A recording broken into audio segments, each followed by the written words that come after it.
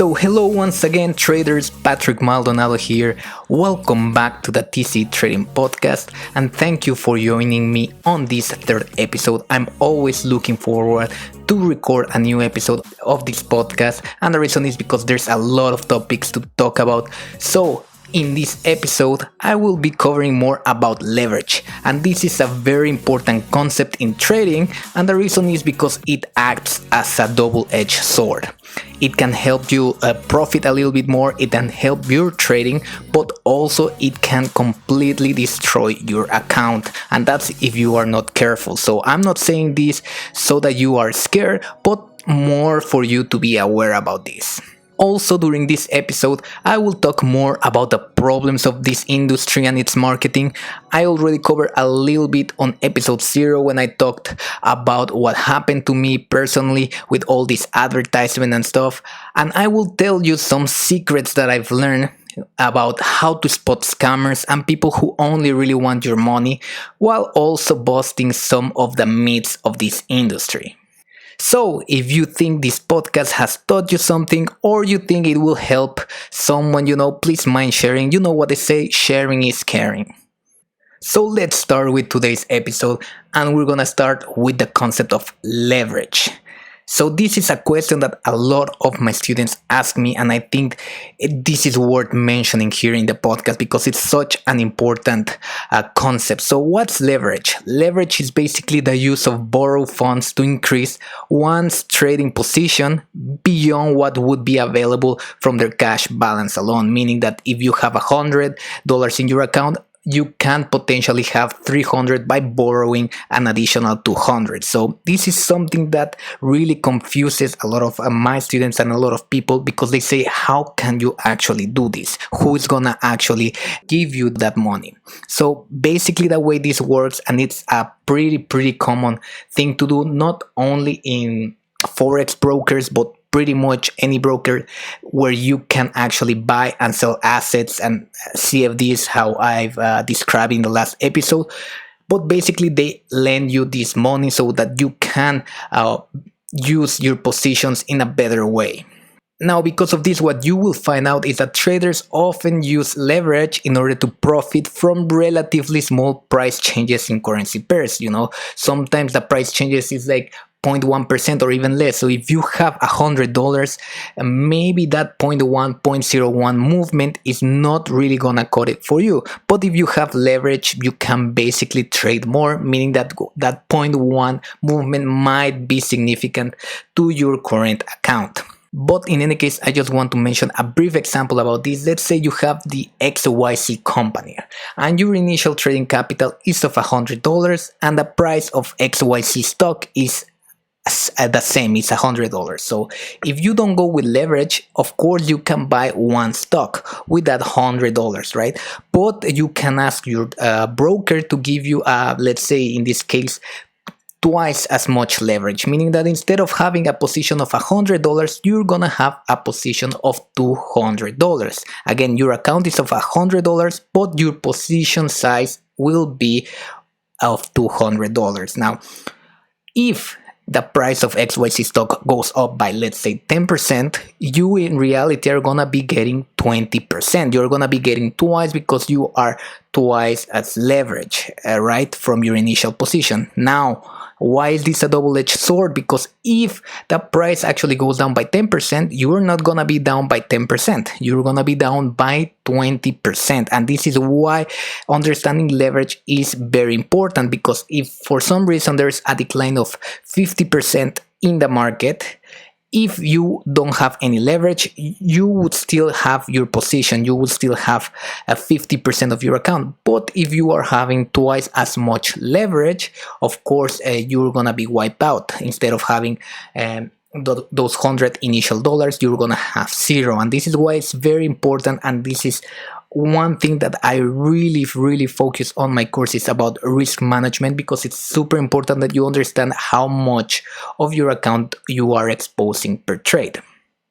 In any case, this concept is very important because it leads the marketing of achieving a lot of money while disregarding the risk. This is why a lot of advertisements say, hey, you can make a lot of money with trading, right? And it's not wrong, but not all of them are really disclosing the real risks.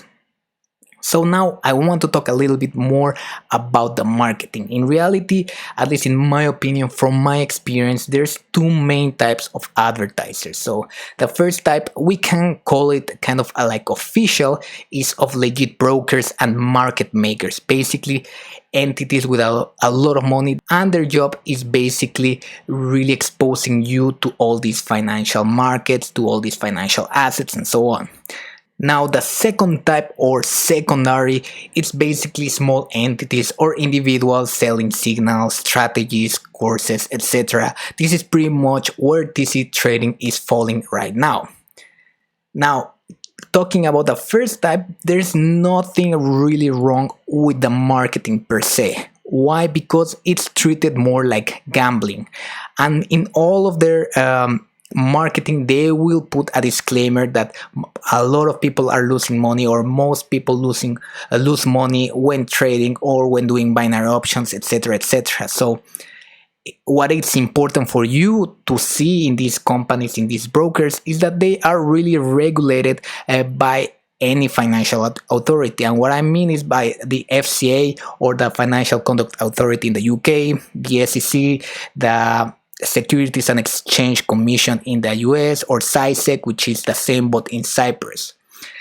Now, I'm saying this because it's very important to report any illegal conduct if you think that they're trying to manipulate you in certain ways. I already mentioned my case in episode 0, where I had this manager who was basically trying to brainwash me, and it did work. And actually, a couple months after I lost a lot of money, that company was actually fine. I think it was fine around 200 million or so.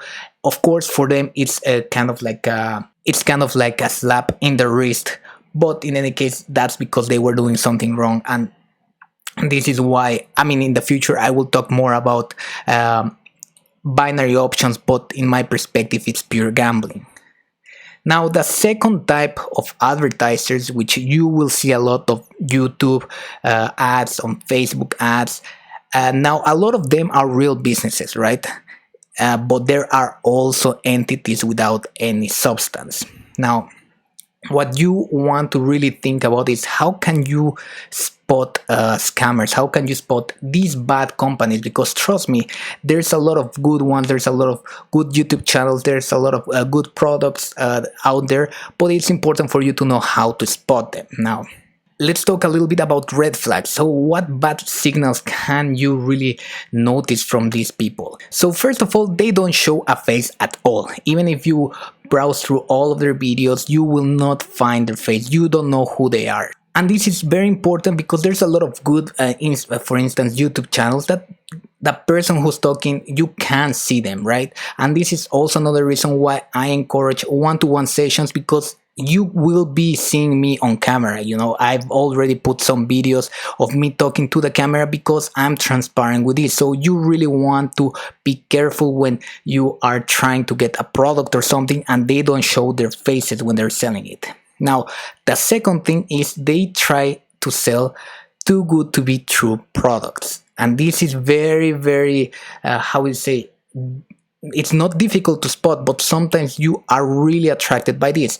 And some on the lines of that too good to be true, they will say this strategy is 99% accurate, or you can become rich only by copying these signals, or the biggest scam ever, send us Bitcoin and we will send twice as much back, or send us this amount and we will triple it and send it back, right? Now, don't get me wrong, there's a lot of good signal providers. There's a lot of people that are really working, that are real traders out there, and I'm not endorsing anyone, so I'm not gonna say specific names, but I know for a fact that there's people that are trying to get this industry and this marketing right, and they deserve some praise for that. Now, another thing is that people or these entities, they don't show their products. You will find out, even if you go to Instagram, most of any other platforms, they only post these images with a lot of profits, with a lot of money, with a lot of in the blue, this MetaTrader 4 earning a lot, and they don't offer free content other than that. And this is a problem, because what you want is access to what they know. What you want is access to some content, so that you can better judge what's happening. And a lot of these signal service and all of these people, they will not even give you free trials to really go ahead and say, hey, this is actually working, I might try it for more time. They are not creating more content on YouTube. They are not talking in podcasts. So this is something that you need to be aware, because you can judge what someone knows by the content they're actually putting. And finally, but not least, multi-level marketing. And this is huge. And here, let me explain, because multi-level marketing is not necessarily something bad, right? But where the focus is for you to bring other people rather than consuming the own product, that's when something is wrong. So, affiliate market and marketing in general, it's very good. Even in TC trading, what I try to do is, when people actually finish the course, I will tell them, hey, if you want further mentorship, maybe you can recommend us. And if you do so, I can give you that for free, or I can give you a small commission, right? And there's no problem with doing that. There's no problem even with any companies. Affiliates are something normal. For brokers, you need to have affiliates to find new clients. In pretty much any product, you need these affiliations. Now, the problem becomes when they start telling you, hey, you can be your own business, right? If you bring 3 people, then you won't have to pay our product. If you bring 10 people, then you become this leader. And if they bring more people, then you are gonna get money for them. So this is when it becomes bad, at least for trading, because there's a lot of companies that are trying to do this, and they don't focus on the product. They focus on this network, and that's really, really a big red flag, at least in my opinion. But in any case, just to finish this podcast, what I really want to talk about is myths versus reality, right? What is trading versus what people think trading is? And a lot of myths, commonly, it's, first of all, trading is very easy, and you will find a lot of videos, a lot of advertisements where they say, hey, you only need to do this, you only need to follow this strategy, you only need to take these steps, and you will become rich. Now, the reality is that it takes time, it takes dedication, it takes discipline, pretty much just like any other business. There's no business in any industry that you can just go in there and make money just fast and easy. You need to put the work in it. So this is kind of like the first one. The second one is get rich quick scheme. A lot of people think that you can easily get a lot of money, and the reality is that without good proper risk management, this can be very risky, right? But if you have a good risk management, then not so. But of course, you're not gonna be able to make a lot of money with a good risk management, depending on your account. And this is basically the next point. The myth is a lot of people can make a lot of money with low capital, and a lot of brokers, this is really what they start saying, is that, hey, you can go in with $100 and make a lot. You can go in with even $50, with 250, etc., etc. Now, the reality is that, yes, you can do profit, you can make money, but with good risk management, profits will depend on the capital and whatever you are exposing. If you have $1,000 accounts and you are exposing 1% per risk, you can't expect to make $100,000 by the end of the month. If you have $100 account and you are risking 1%, don't expect to make $100,000 by the end of the week. You need to have the right expectations. This is a very strong reality on trading. And finally, the last thing that I really want to talk about is trading is gambling, right? Now, I've already said that binary options pretty much is gambling, because you can't control the money that you're getting. You can't control your risk reward. You can't really control the risk management at all. And it really depends on the time itself. So it's basically kind of like a lottery. Now, why is trading, not gambling. And this is the reality. The reality is that trading consists of market analysis. So basically, you are building your own edge, your own strategy, and this has to be proven by a statistical evaluation. It also involves risk management. You're not gonna be risking all of your account. You're gonna be risking 1%, maybe even less if your account is bigger. And it requires a lot of discipline. And this is something that a lot of people don't have. And it's not that they don't have it, they are not willing to change themselves in order to be disciplined, in order to improve themselves. And this is why I really love trading, because it really forces you to change yourself. It forces you to become a better person. It forces you to become smarter, to become more disciplined. And this is something that, despite all the stress and despite a lot of the downsides, I really love about trading. But in any case, traders, I hope that you enjoyed this episode of the TCE Trading Podcast. This was a very packed episode, and I hope that it was insightful and interesting for you. Please do not forget to give us a review and subscribe to the podcast via YouTube, Spotify, or iTunes, whichever platform you prefer. We will be there. Thank you very much for listening, and I will see you in the next episode. Take care.